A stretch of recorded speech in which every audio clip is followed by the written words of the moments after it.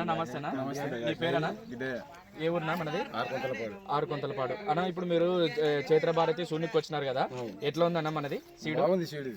మీరు డ్రాగన్ వేసుకున్నాం, అమ్ముకోలేక నిలబడిపోయిన ఛాన్సేపు. Okay okay. అయితే ఇప్పుడు మీరు చున్నికి వచ్చినారు కదా, కలర్ కానీ బెడ్ సైజు కానీ గింజ కానీ ఏ పార్ట్ ఉందన్న? కింది నుంచి పై వరకు ఒకటే కలర్ ఉంది. ఓకే. పైన పలక వచ్చింది అంతా. పైన ఏం చేస్తే కొన్ని సీడ్లు గుండె వస్తుంది. ఓకే. ఇది అర్థం లేకుండా పలకనే ఉంది, కింది నుంచి పలకనే ఉంది. ఓకే, బాగుంది. అయితే మీరు చూడండి, ఇది మన లైన్ వచ్చేసి ఇది 18 వర్షాలు వచ్చేస్తుంది. 18 వర్షాలు వచ్చింది. 18 వర్షాలు వచ్చిందే. అయితే కొనేదాకా 45 వచ్చిందే. 45, 50 కూడా చెప్పండి. 45 పక్క. ఓకే. అయితే ఇప్పుడు మనం చూస్తున్నాం కదా, కలర్ శాతం ఎట్టుందినా? కలర్ బాగుంది. కలర్ బాగుంది. నార్మల్ కలర్ వచ్చిందే. ఆడేసిన కలర్ తిరిగి రాదు ఇంటికి మన కాడికి. ఓకే. అయితే చూడండి, చైన్ మొత్తం చూడండి, ప్రతి ఒక్క కంకి మీకు స్టిచబుల్ గా నీట్ గా చాలా ఎక్సలెంట్ గా ఉంది. వెరైటీ చూడడానికి చాలా మంది రావడం జరిగింది.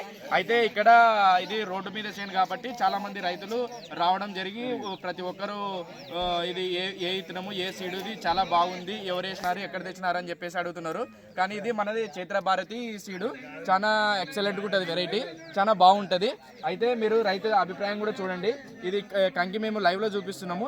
చూపించేసరికి ప్రతి ఒక్క రైతు చేతిలో కొనదాకా గింజ వచ్చింది. ప్లస్ దీంతో పాటు మనది దబ్బపాటి కూడా వస్తుంది. దబ్బపాటితో పాటు కలర్ శాతం కూడా బాగుంటుంది. దాంట్లో కూడా చాలా లోపల బెండు కూడా చాలా సన్నగా ఉండిపోతుంది.